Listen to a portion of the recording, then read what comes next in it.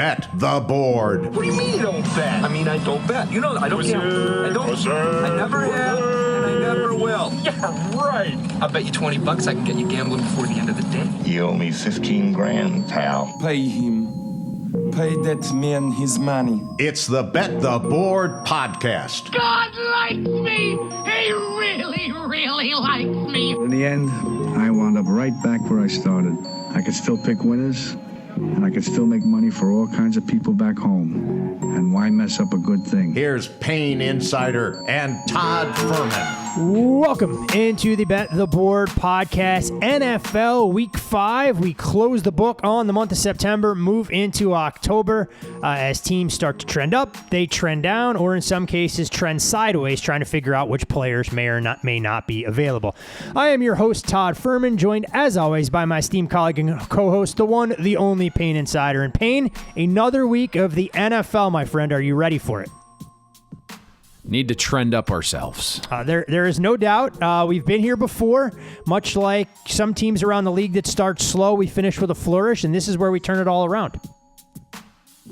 I like that attitude. I like that attitude out of you. Positivity from Fuhrman. A rarity. Look, I'm trying to learn how to be more positive at my old age. If I get out of bed, I don't hurt a body part that I didn't know existed. It's a good day, the way I look at it.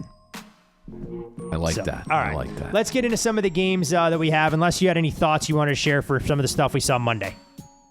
I've got so many fucking thoughts. No one wants to hear them. What was Monday? No, I think people might want to hear them. It was the Dolphins-Titans fiasco, and then the Seahawks and Lions. The one time we don't play the Titans, although we dabbled a little live. I mean, look, you texted me. The cue was there. As soon as Rudolph comes in, you texted me as soon as Levis went down. I go, it's time, buddy. It's time to jump in and at least get a little bit of Titans exposure. Oh, and Levis is there. I mean, he's just, you might have well put a skirt on him. He was the biggest cheerleader trying not to lose his job right in front of the world. Well, Coach Callahan said it's his job when he comes back healthy from the AC joint sprain. We'll see if that tune changes going forward. And then Ben Johnson did what he needed to against the Seattle Seahawks defense that basically played down 13 starters. So the Lions offense gets on track. Jared Goff, a perfect passing performance, and the Lions offense looked like the Lions offense we expected. That it did. Very fortunate that we weren't model monkeys there, because it was screaming under, and once you start to deep dive that game past the model, it was like, boy, I don't want anything to do with this under. So fortunately, we navigated away from a loser there. Seattle was very resilient, taking money again this week, which was maybe the worst situational spot of the entire season, with their travel going from Seattle to New England back to Seattle, Seattle to Detroit, Detroit to Seattle. That one's going to be interesting.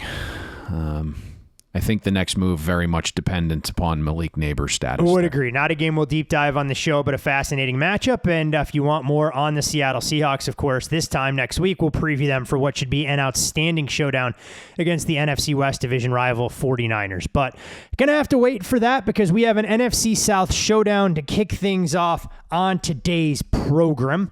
And it is the Tampa Bay Buccaneers going on the road to Mercedes-Benz to take on the Atlanta Falcons. The Falcons, a 1.5-point favorite, painted across the board, although there is a light dusting of Falcons money that appears to be hitting the market here on Thursday morning. Total on the game peaked at 44. We're now at 43.5 painted. This is the Falcons playing their third primetime game in the first 5 weeks of the season. Monday night at Philadelphia in week 2, Sunday Night Football against Kansas City. And when we look at the Falcons, they have been no stranger to tight games. All 4 of their contests this year have been decided in the final 3 minutes. We look at Kirk Cousins. Home cooking hasn't exactly been great for Kirk, whether it's with the Falcons in a short tenure or the Vikings against the number. 1-9 against the spread in his last 10 home starts. Meanwhile, we look at this Bucs team. They come into this contest fresh off a game where they were able to take their foot off the accelerator, building a comfortable cushion against the Eagles and coasting to victory in the second half. And Payne, injuries dominating the discourse here. The Bucs still banged up. No Antoine Winfield, no starting right tackle. They've also ruled out, Jalen McMillan, Trey Palmer in the receiving room, from Kalijah Cansey, Servassier Dennis, but the Atlanta Falcons, they're no stranger to the injury bug. They're basically playing with guys off the street at the linebacker position, with Troy Anderson, the team's leading tackler, officially ruled out. He of the pick six variety last week. When you look at this game, given the level of familiarity with these two teams, is there a matchup that intrigues you the most, whether it's the Falcons offense against the Bucs defense or Baker Mayfield continuing to ride the hot hand against the Falcons defense that more or less had to carry the team's water last week, with Atlanta not scoring a single solitary offensive touchdown, albeit in a win against the Saints? This one caught some early Bucs money, but as you mentioned this morning, we're starting to see some Atlanta trickle in here. I just look at this matchup and it felt like Baker Mayfield has a pretty high floor tonight, something we've referenced multiple times since Baker joined the Bucs and discussed last Thursday and again on Monday in our recap, was that Baker's substantially better against zone. Baker's substantially better when he's kept clean. The splits are just enormous. And you look at what Raheem Morris and Jimmy Lake do defensively. They've played man coverage on only 16% of dropbacks through 4 games. 5th lowest rate in the league. Atlanta lives in zone. They keep everything in front. I know it's a short week, so more vanilla typically, but you'd hope Raheem's time in LA with Baker, right, for that short little stint there, he'd know this.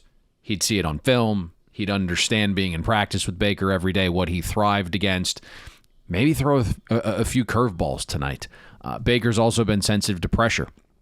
You mentioned one of the injuries is right tackle Luke Gadecki out again with the concussion. Justin Skule has been serviceable as a replacement to this point, but there's 2 things that make me feel like Baker should be relatively comfortable tonight, and it's Liam Cohen has Baker throwing much quicker this season, about 0.3 seconds quicker on average season over season.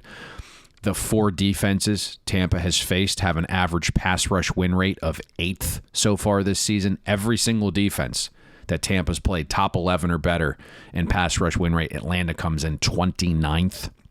Falcons have also blitzed at the 6th highest rate, but they're bottom 10 in pressure. So Atlanta's really, really struggling to get some pressure. It's why, if you've kind of heard some of the rumors that are swirling in the football world, they've been linked to being involved in the Devontae Adams trade as a 3rd team, and they would get Hassan Reddick back in return. Or some. Everyone loves a good 3-way when you have the opportunity, Payne. Yeah. Oh, there you go. You're married, so I'm shocked that came from you, but I appreciate the effort there. Us married folk live like vicariously through those of you out there listening that are that aren't attached. There you go. I like it. Good day for you. Woke up, no injuries, getting on a bed, and now firing jokes at the crack of dawn.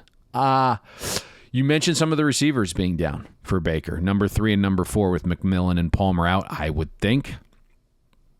Probably means a little bit more Cade Otton having opportunities. He's also seen more opportunities and targets against zone for 2 seasons with Baker.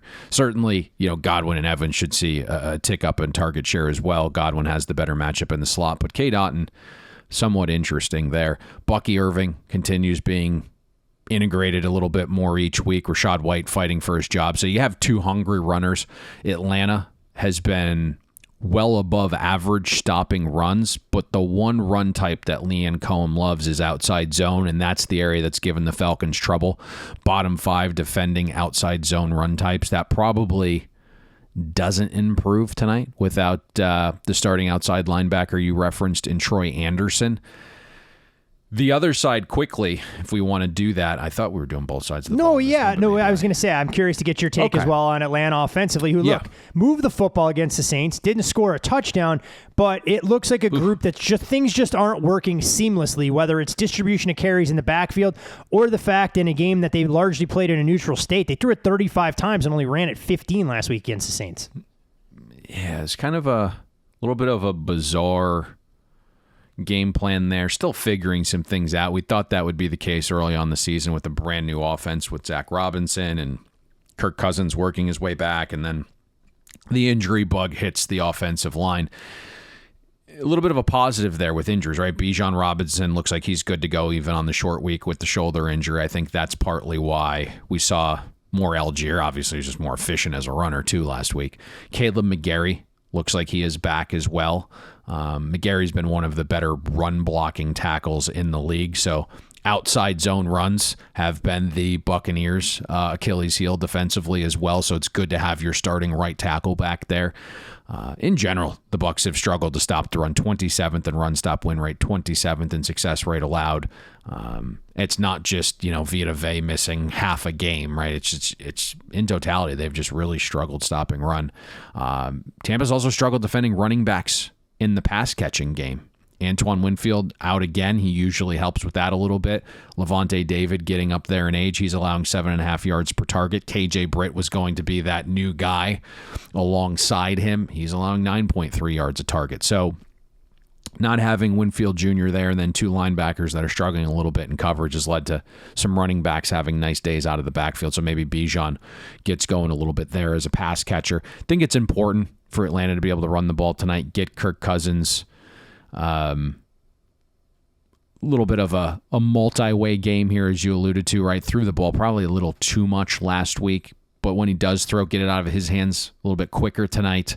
Todd Bowles is firing up the blitz, right? Tampa's already sending heat at the fourth highest rate, but you think about some of the teams they've faced. You think about what he does have in coverage. I think Bowles feels comfortable leaving Zion McCollum on an island. He's just come out of nowhere, right? I mean, he's allowed 37% of targets to be caught for 3.5 yards per target. A revelation for them in that backfield. He has just been awesome for them. And you have Cousins, who's been horrific against the blitz through 4 games. And I think the obvious kicker here, Cousins, a bit of a sitting duck. And going back to that schedule, the Bucs have faced really mobile quarterbacks to start the season. Jaden Daniels, Bo Nix, Jalen Hurts last week. So I don't really see the aggression stopping for Tampa and Bulls without Cousins being, a threat using his legs. So expect some high blitz rate again. I think it's, just super important. You got to get that run game going tonight with Bijan and even Algier. If he's the more efficient back, draft status out the window. That'd be gone. So get the run game fired up, get the ball out of Kirk's hands quickly, get the ball into the slot, again with Winfield Jr. out. McCollum has been that eraser outside. Zach Robinson has done a good job moving Drake London around the formation. He's running 35% of his routes in the slot, so when he's there, get him the ball. McLeod and Mooney are the two guys lining up inside the most. Mooney obviously a little bit more explosive there. McLeod more of the chain mover. You'd also think positive regression coming for the Falcons offense on third down, 29th in the league, converting at just 26%. So there's a few paths here for the Falcons offense as well. Big game in the NFC South to see exactly where Atlanta is after they snatch victory from the jaws of defeat with a lengthy Younghoe field goal to get the win against the Saints, and they'd love nothing more than to be able to follow it up with a big win in the division against the Bucs. And Tampa, meanwhile, one of the surprises of the early season. From Thursday Night Football, Payne, we head to a bright and early kickoff come Sunday morning from, good old jolly England for the first international game of the season. I should take that back. We did play in Brazil earlier this year.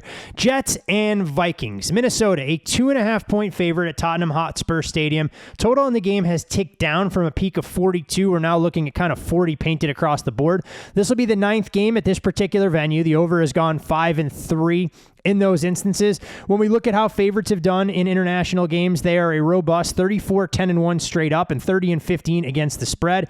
Favorites at Tottenham Stadium, though, just 3-5 against the number. All other international venues, 27-10.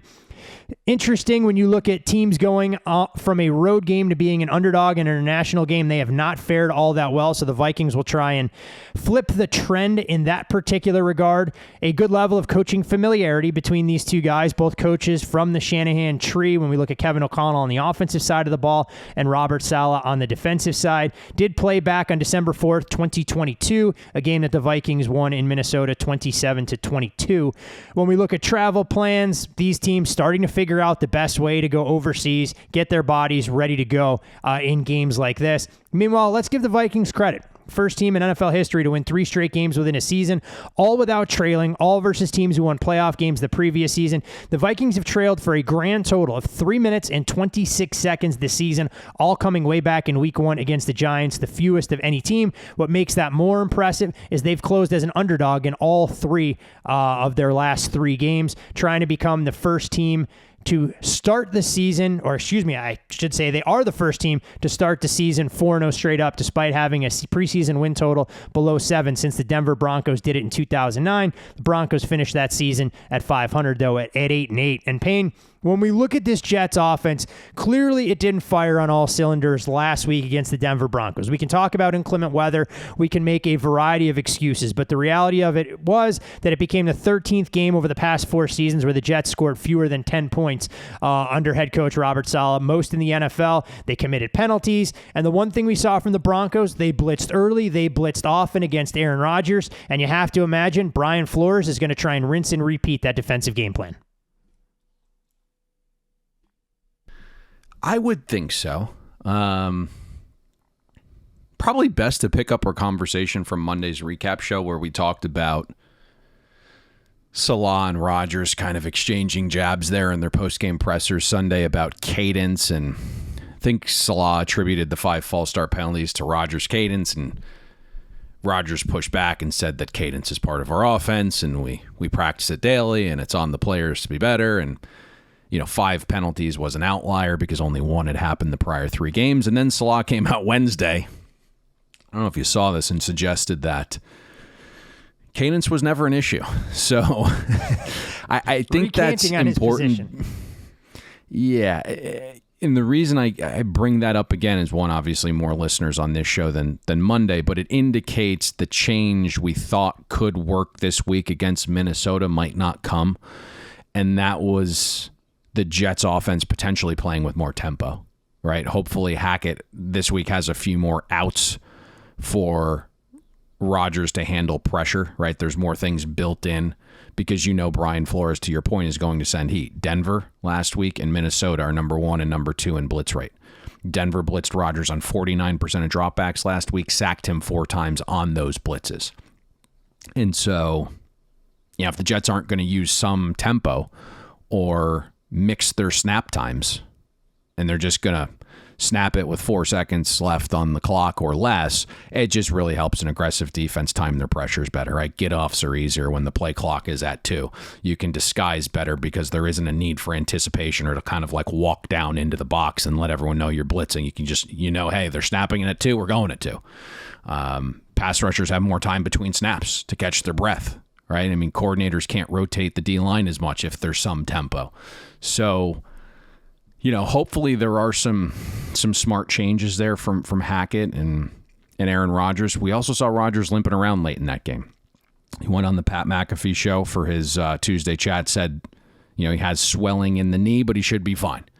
So, he's going to get tested early. There's no doubt about that. Flores is going to send the heat and figure out how healthy he is, and then, understand what to call at that point based upon the health and how the Jets are handling that. Minnesota's done a very good job against the run.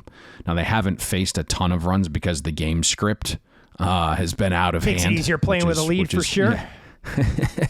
But, the efficiency down-to-down stuff we have, which kind of negates some of the counting stats. They are 4th in run stop win rate, top 7 in both EPA per rush and success rate allowed per rush. So you just wonder if Rodgers is going to have that complementary ground game with Breece Hall or Braylon Allen. Allen seems to be the more efficient runner.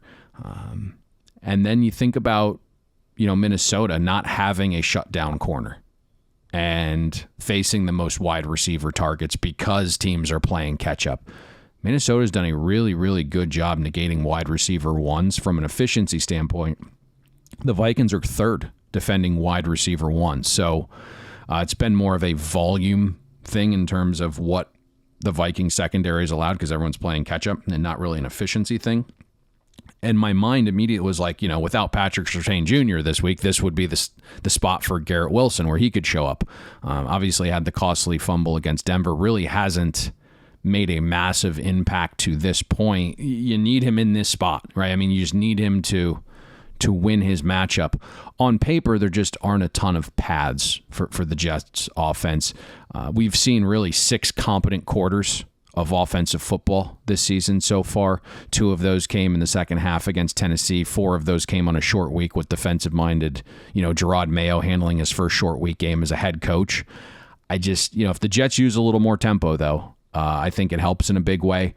There has been, to this point, a battle in this game, right? Math guys are riding with the Vikings again, and then anytime we get to 3, there's been a buy in the Jets. Total at 40, Jets are going to certainly be a popular teaser leg among pro bettors as well if we never get back to 3. Closer to kickoff would be my assumption. You mentioned cadence, and that was one of the things that came out of the game against the Packers. Now, granted, Green Bay played from a negative game script. They had to speed things up a little bit when they were racing a monster deficit, but what Green Bay did so effectively in the second half was trap Minnesota in personnel groupings where they didn't feel comfortable. I mean, a lot more no-huddle from the Packers that was there.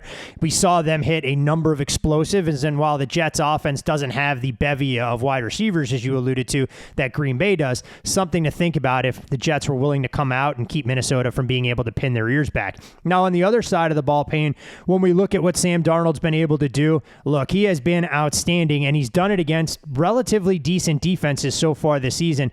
And the 49ers, the Texans, the Packers, and the Giants, from an efficiency standpoint, look, may not be truly elite, but from counting stats number, they've been decent. The one area where the Vikings have struggled is with giveaways. The 7 giveaways this year is tied for the 3rd most in the league with the Titans and Eagles. But look, Sam Darnold has done his best work, arguably, when he's under pressure. He's done outstanding work getting the ball to Justin Jefferson when he's under duress. And Aaron Jones. Look, the Green Bay Packers may have thought that he had nothing left in the tank, but Jones has been a revelation, as we know, all too well, both as a runner and a pass catcher when he's healthy, to try and turn around and be that security blanket there against the Jets defense that hasn't faced elite level rushing attacks, maybe going all the way back to week 1 where Jordan Mason carved them up. When you look at Sam Darnold against the Jets defense, we know the Jets defense has that allure, it has the reputation, but does it feel like there's more bark than bite, what we've seen from the Jets so far this season, especially when you consider the last 3 opponents, not exactly offensive stalwarts in the Broncos, the Patriots, and the Tennessee Titans? Ooh, Toddy likes this game a little bit. That was quite the articulate lead in there. You covered all of the hot spots. What's going on here? You like this game, don't you? I did some digging in this, trying to make a case for a couple of different angles. And full disclosure, I haven't landed on either side or total as a result. So I don't know if that's good or bad or just wasted effort. Yeah, no effort is wasted. But that was, you hit everything. And I come into this game and I don't know how many times we've talked about the Vikings. It feels like 10, 15 times since August, and you just, at this point, you really have to trust Kevin O'Connell. The game plans, the scripts have been fantastic. Shot out of the gate last week with 21 points in the first quarter against Green Bay. If you watch any of the film breakdowns out there from former quarterbacks, the overarching sentiment is that Sam Darnold certainly throws a head-scratcher or 3 each game, but he is really thriving and confident in KOC's offense. We know the narrative out there, right? Darnold against his former Revenge team. game. Revenge game. Yeah. Hard to quantify, but, the guy's a human, so, right, it's going to mean a little bit more. You just, that's maybe like one of the layers in the cake that, is deep in there that no one sees, but, maybe it gets you over the edge if you like everything else. But I think the key things that decide this side of the matchup, you had a perfectly scheduled. The Jets haven't played a soul.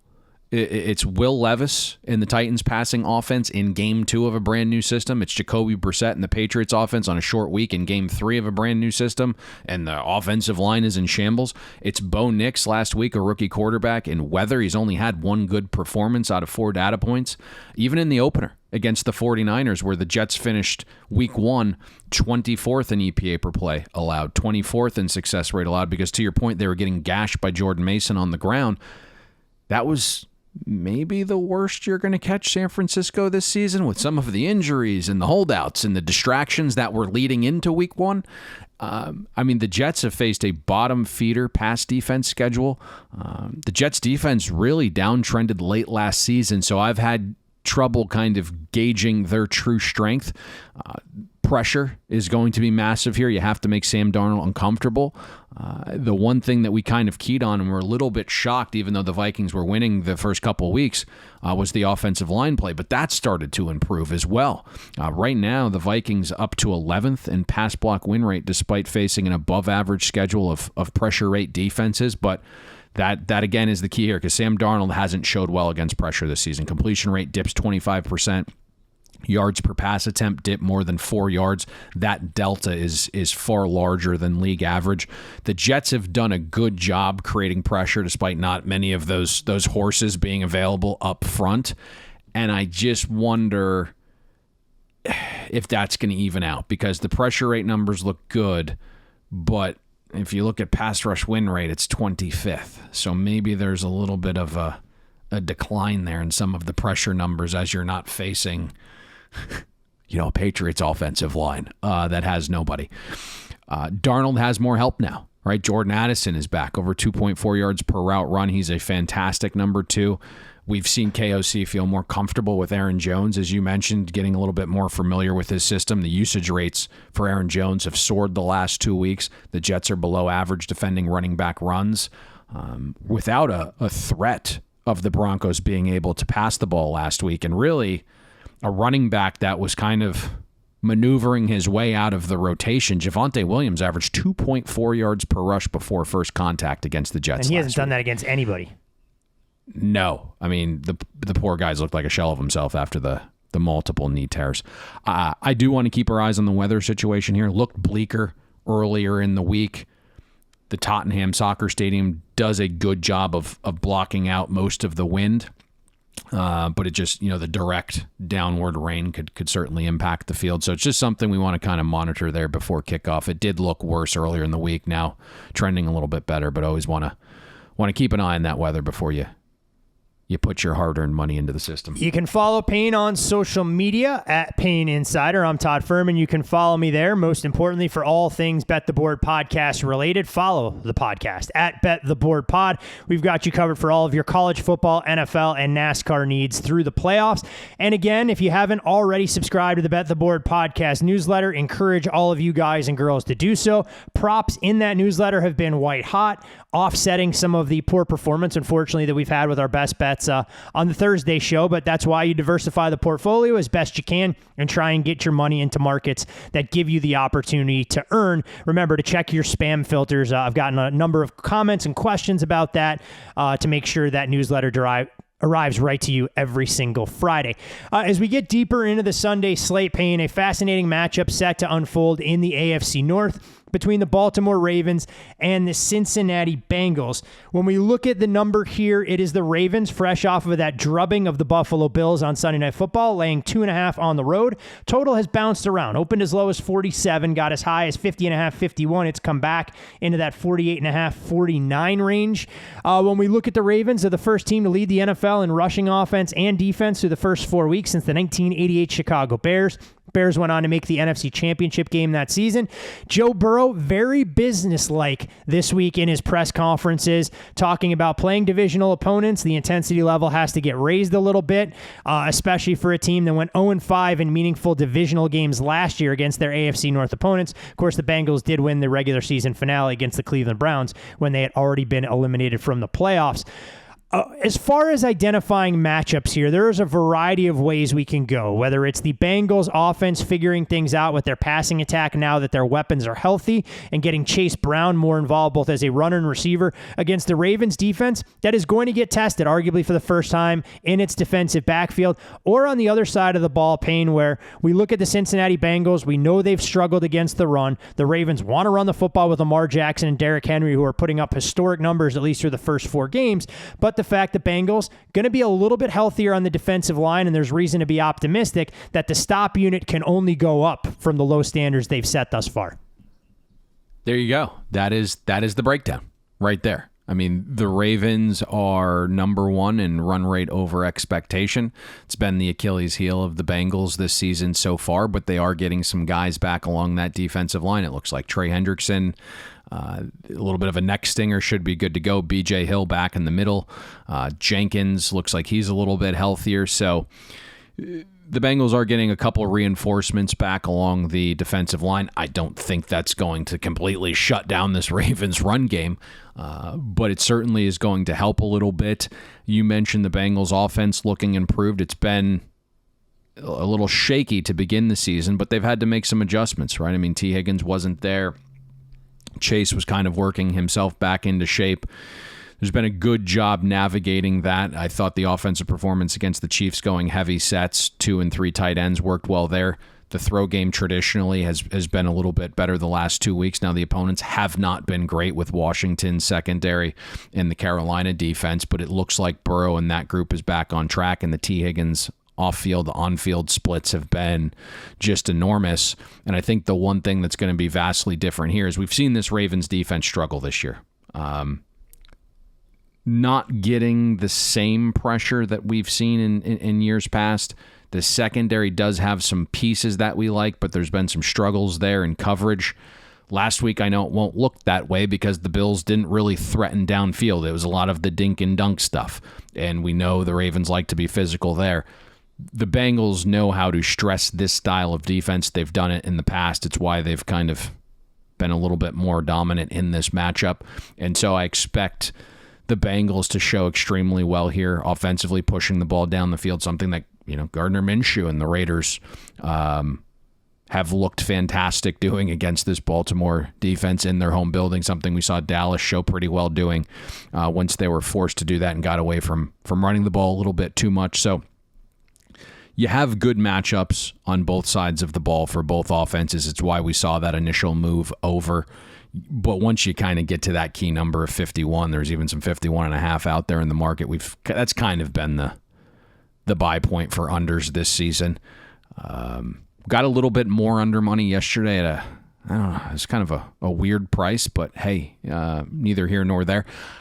Under money has been the order of the day with the Bengals. It doesn't matter where the totals are set. Every one of their games gets bet under, and they go flying over the total. At least they have the last 2 weeks.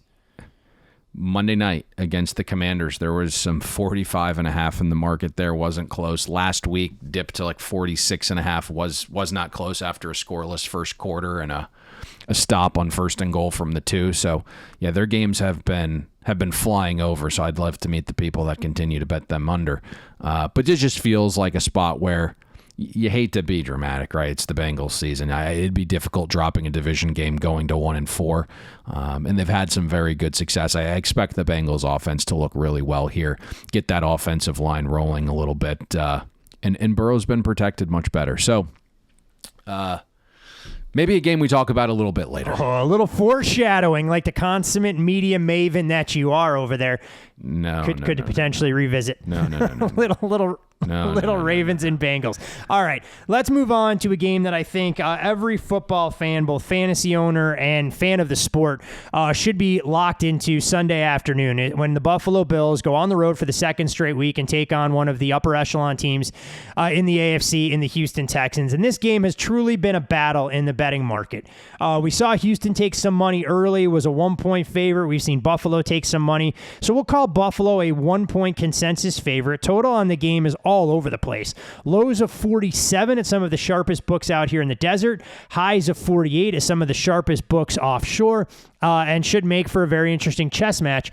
When we look at the Houston Texans, though, they have been one of the most overvalued commodities in the NFL. 0-5 against the number over their last 5 games since the 2023 divisional round, where they closed a double-digit dog against the Ravens and failed to cover. When you look at how they've performed this year, they failed to cover all 4 games to start the season, albeit some by narrow margins, including by the hook against the Chicago Bears, and 1.5, 2 points, depending on what you graded the closing line at last week against the Jacksonville Jaguars. And when we look at C.J. Stroud, 21 starts in his NFL career, 6-3 against the number as an underdog, just 3-9 ATS when listed as a favorite. Meanwhile, for the Bills, they're going to look to bounce back. Last week's 25-point loss to the Baltimore Ravens broke a 43-game regular season streak where the Bills didn't lose a game by more than 6 points. Over the past 2 seasons, teams after playing the Chiefs and Ravens have actually done real well from a bounce-back spot overall. And since 2019, the Bills have a 770 win percentage after a loss. Payne, when you begin to look at this Bills team, we know they have dealt with a rash of injuries on the defensive side of the ball, trying to figure out what that middle is going to look like and how that defensive backfield is going to get sorted out. Against the Houston Texans, who want to chuck and duck most of the time with C.J. Stroud, how do you see Houston with Nico Collins, Stephon Diggs' revenge game attacking a Buffalo defense, knowing that Houston, quite frankly, hasn't played to their strengths, at least over the first couple games, staying stubborn and running the football, even when they haven't been able to do it efficiently? Yeah, I mean, Houston is another offense that probably isn't running as optimally as it could or should. One thing we talked about, it was either last Thursday during our rapid fire segment or in passing this Monday on the recap show, was the Jags defensive coordinator, Ryan Nielsen. And we knew Jacksonville was going to be man heavy coming into the season. Criticized Nielsen for not making those adjustments ahead of the Buffalo game. Got torched. And the poor guy must have heard all of the chirps and went super zone heavy against the Texans. Coaches are a big fan of this podcast, zone. Payne. Don't sugarcoat it. The problem was, I would never suggested it last week. The problem was, C.J. Stroud is better against zone. And so Stroud had one of his most prolific days as a passer in this league against zone last week against Jacksonville. 31 dropbacks against too high, and Stroud just absolutely torched the Jags defense. Ryan Nielsen right now like a cat chasing his tail. I mentioned that because McDermott and the Bills live in zone. Lots of too high. So C.J. Stroud caught a glimpse of that last week, did quite well. All signs point to Stroud having Tank Dell back this week. So that three-headed monster of pass catchers return. Let's keep an eye on Tunzel and Mixon today as well on that injury report. Both dealing with some ankle injuries. Running backs have torched the Bills defense. 30th in EPA per rush allowed, 42% success rate allowed. That might help Bobby Slowick when he wastes downs like he usually does. Houston is the only team in the league that runs it more than it passes on second and long. CFL football, baby, 3 downs. With Slowick inevitably, waste those second and long downs. Hopefully it's not as inefficient as it's been for this Texans offense. Also have to keep our eyes peeled, as you mentioned, on the Bills' defensive injuries. We know they've struggled defending the middle of the field. That was a perfect situation and matchup for that Ravens offense a week ago. Both Terrell Bernard and Teron Johnson logged light practices on Wednesday. Today will be the telling day. You need both of those guys to go. Because if they don't, and Taylor Rapp also misses with a concussion, I just don't know how the Bills defend the middle of the field. Diggs will certainly want to have a day, as you alluded to, against his former team. He's run 61% of his snaps from the slot, leads Houston receivers in that area. The Bills have allowed the second highest rate of receptions to the slot this season. But again, things look different if Bernard and Johnson are back. I truly think the injury status of those two guys determine which side of the zero this game ultimately closes on. I felt bad watching Taylor Rapp get run over by Derrick Henry. I'm not sure I'd want to put my head, even with a helmet, in front of that quad when it's coming barreling down on me, and it looked like Rapp had been hit by a freight train. I would be stunned if he returns to action this week and is able to clear the concussion protocol. West Coast guy, too, probably hadn't really seen that type of physicality. I mean, look, when you play games of beach football, you're not used to guys being 6'4", 250. When you just grab the flag and you get the hell out of the way. When we're looking at the other side of the ball, I mean, look, Buffalo, you have a Maserati in the garage, and to use your analogy, I'll butcher it. You don't want to drive it through the school zone all the time, but that's pretty much what they're doing with Josh Allen leading Joe Brady's offense. It's great in theory when you play some of the lightweights, but when you need to try and get out there, stretch the field, and flex a little bit, let's see if Buffalo has that in their arsenal, because there is a path to success against the Houston Texans defense that, at least in names, has all of the pieces that you'd like, from edge rushers, guys in the secondary. But when you put the collective together, this defense hasn't exactly exceeded expectations early on. Weren't able to get after the quarterback last week against the Jacksonville Jaguars. And while the individual performances in the secondary weren't bad, the collective results weren't great. Buffalo's offense against Houston's defense, who can break tendency and who has the edge in your opinion? Yeah, it's really interesting because if you just look at the surface level schedule adjusted metrics, Houston's defense is in the top 10.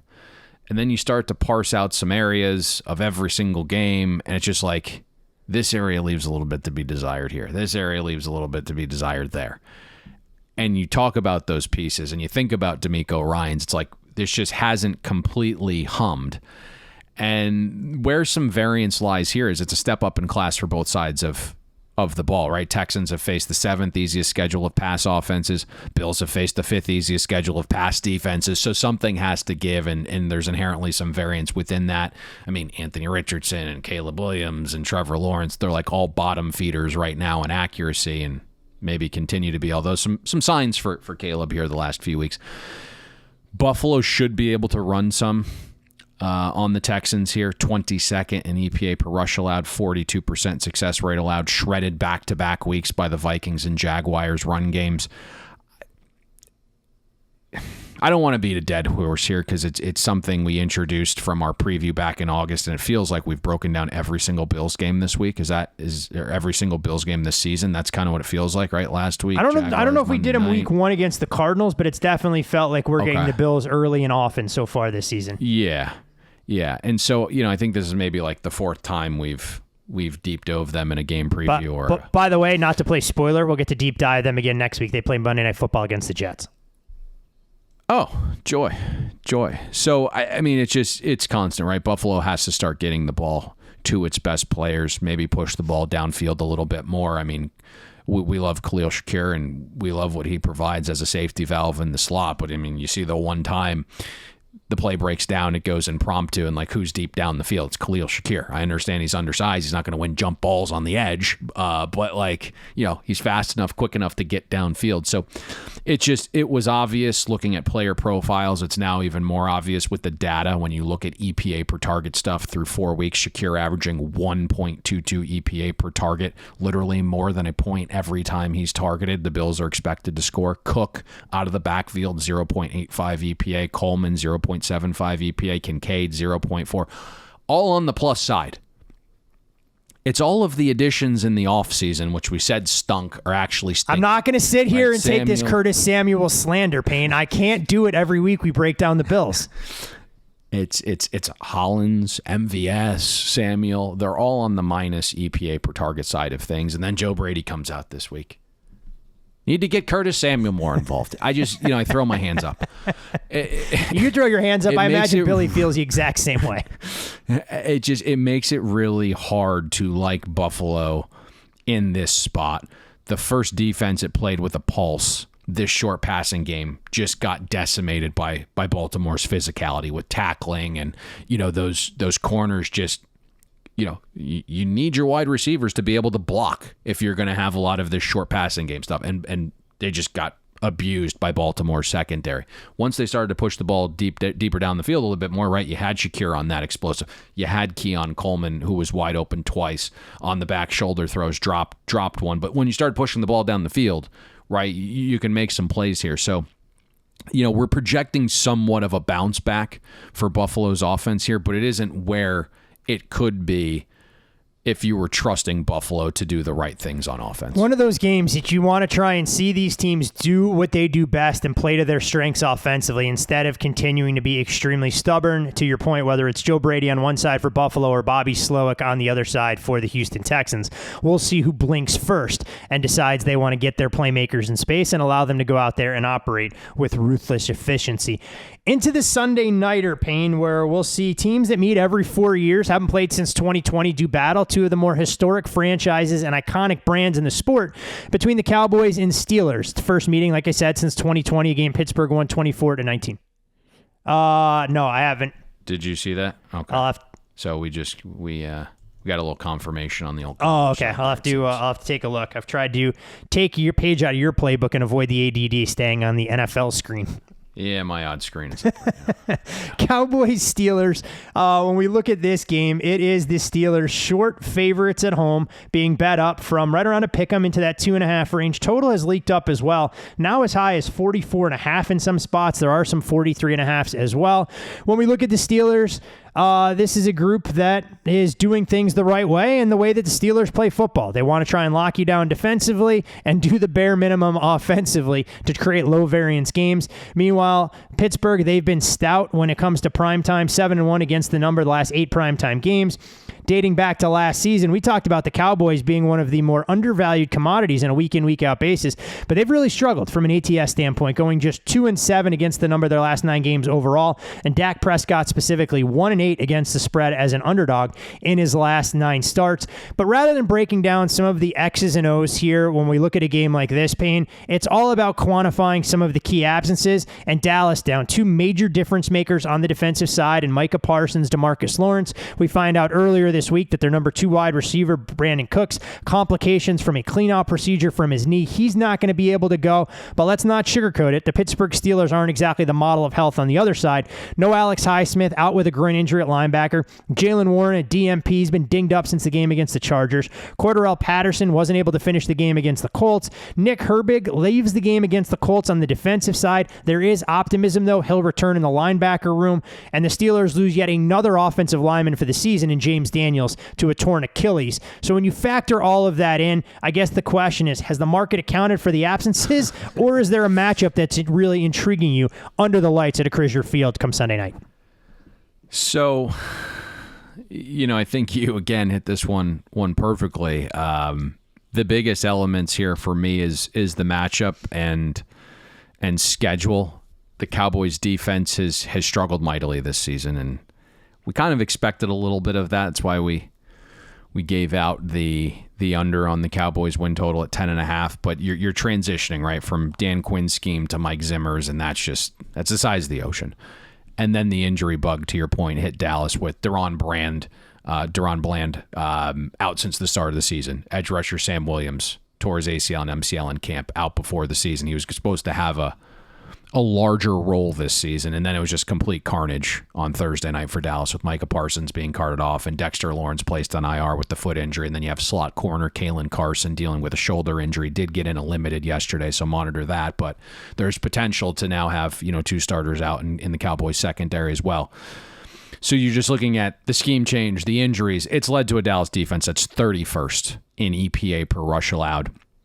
And the one thing that I don't believe has been given enough credit to this point is the Steelers' offense. And I'm, by no means is this an elite offense. Justin Fields extension, baby. It's coming.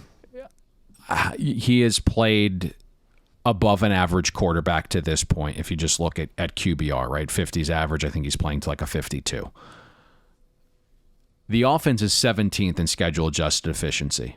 The Steelers are actually making a clear step down in class. Pittsburgh has faced the very toughest schedule of run defenses this season. Steelers have faced the second toughest schedule of pass defenses. Now it's Dallas without its 3 best pass rushers and possibly multiple starters in the secondary. You mentioned some of the injuries along the Steelers' O-line. It's certainly been decimated by injury. It does look like Isaac Samalu was back at practice on Wednesday, recorded a full. Let's monitor that today. So, it just feels like it should be a high floor game for Najee Harris, although they struggled a little bit to run the ball last week against a Colts defense that was also decimated, which makes me a touch nervous. But aside from the defensive injuries for Dallas, Pittsburgh's offense stepping down in class. The reason we've seen this game steam over is surely that the Steelers' defense is good, right? But how good? So there's some question marks on that side of the ball as well, right? Pittsburgh saw Kirk Cousins week 1, clearly not 100% with the Falcons integrating a brand new scheme. It was Bo Nix week 2. It was Justin Herbert battling through a high ankle sprain and multiple guys out along that O-line week 3. And then all of a sudden the Steelers face a Shane Steichen game plan and script, and they give up 17 points the first 3 drives. Couldn't get a critical stop late in the third quarter in a 1-score game, and the Colts go for 70 yards for a touchdown. They were not ready for Joe Flacco. Let's put it that way. No, and you mentioned some of the injuries. You got the edge rusher Alex Highsmith is out again with a groin injury. Nick Herbig, DMP on Wednesday with the ankle injury. So pass rushers number 2 and 3 for Pittsburgh potentially out here, and so that's why we've seen this over money come in. Also getting out ahead of what's Sunday night football game, and the public certainly probably close to follow there. So it'll be interesting to see if there's a little bit of buyback on that total. But that's the initial movement for that total, is thinking, hey, maybe Pittsburgh's defense isn't as good as advertised based upon who they've played the first time they play an offense with a pulse, with a good offensive mind, and they're giving up some points, and obviously the Steelers stepping down in class against a bad Dallas defense that's also injured. Yeah, and look, Mike McCarthy, extra time to prepare. They've actually done well with him as the head coach. Dak has also performed well with extra time, so you figure the Cowboys will need to get all of their weapons involved. Not a game where we expect them to be able to run the football with a whole lot of success, something they haven't been able to do all season, but we'll see how creative they can get for the players like Jalen Tolbert, Jake Ferguson to get involved offensively, knowing that they have to pick up the slack for Brandon Cooks, who would normally operate opposite CeeDee Lamb, who is the clear alpha and will be a focal point no matter who they play, regardless of matchups. So fun game to try and watch. Very curious to see the next move in this game if you start to see a little bit of an appetite for Dallas. But I would be very surprised if this got to a full 3. If that number did stick, it would tell us all we needed to know about who the potential side is for what should be a fun game Sunday night as the Cowboys try and continue to right the ship and the Steelers look to bounce back after a disappointing performance that saw them come up just short despite a furious comeback in the fourth quarter against the Indianapolis Colts with a wayward snap. You can follow Payne on Twitter at Payne Insider. I'm Todd Fuhrman. You can follow me there as well. Most importantly, for all things podcast related, be sure to follow the podcast at Bet the Board Pod. And Payne, we've come to the junction in the program. It's best bet time, my friend. I have an inkling where we're going, but I'm going to give you the honors. Well, I appreciate that. Although the good karma has been going the other way when you apparently need to help more blue-haired old ladies get to the bingo parlor at the various Hard Rock locations throughout South Florida, is what I've been told. I don't know anything about that, but I hate taking 2.5 in a game and not letting it potentially settle at 3. And every time it's gotten to 3, it's just been taken out so quickly, so I don't even know how long it would last. But let's go with 4-5-6, the Cincinnati Bengals plus 2.5. You can get them minus 0.5. There's even some even out there. So Bengals plus 2.5, little reduced juice. Discussed it earlier on the show, timestamped above. Let's do it. Cincinnati Bengals, Joe Burrow, go out there, do us proud. Not only cover the number, but win this puppy outright. Do us proud. For all the Bet the Board listeners. All right, my good man. I think we've done enough damage for Thursday. Anything else you'd like to get off your chest before you get to take a little bit of a break from me and we come back Monday morning for, guess what? One Monday night football game. Should be a fun one. I'm thrilled that we don't have 2 on the slate anymore. Thank God. Thank God. A little battle there. A little foreshadowing ahead to that game. Little battle on the total Orleans, as well, Kansas apparently, City. Early in the morning on a Thursday. What a joy. What a joy to work in this. It's been a weird market. What a joy to work in this NFL space. Every game's a battle these days. And apparently the sharp guys not convening to try and share notes to everybody move on the same side on the same game to try and... What's going on with you lately with the pen clicks? There's a lot of clicking going on. I mean, I normally mute my microphone so it doesn't get picked up for the listeners, but I'm going to start doing it over by the phone then instead, so you get to hear it and nobody else does, just to piss you off. I think I charted it like 2 weeks ago, and then I had to set the line at like 107.5 pen clicks. So not that any of the listeners, but it doesn't seem to happen on Wednesday. It's always just not Thursday, any of the. So I think it's a me no, thing. not that any of the listeners care. So what happened a couple weeks ago is I didn't click my pen when I was writing down some of the timestamps and taking notes when we go through the show, and I actually drew on my arm accidentally. So I'm trying to basically take the pen and retract it every time I do it. But maybe I should just switch to a ballpoint pen and go cap on, cap off. You're a smart enough human to get it figured out. I trust. Don't give me too much credit at this point in my life. But all right, best of luck to all of the Bet the Board listeners. We know that you guys want to see these bets get home as much as we do. Trust me on that. And the Cincinnati Bengals are all about changing the mojo for us. So best of luck with all of your investments this weekend. And with a Bengals ticket plus 2.5 in that portfolio come Sunday afternoon, we'll see you at the window. We hope you enjoyed listening to this episode of Bet the Board. Make sure you follow Todd and Payne on X. Todd is at Todd Fuhrman. That's TODDFUHRMAN. And Payne is at Payne Insider. That's PAYNEINSIDER. Don't forget, our weekly newsletter comes with an additional best bet. Have that delivered to your inbox by clicking the link atop the podcast show notes. And most importantly, subscribe and download Bet the Board. We're on Apple, Spotify, Amazon Wondery, YouTube, Google Podcasts, and all your other major platforms.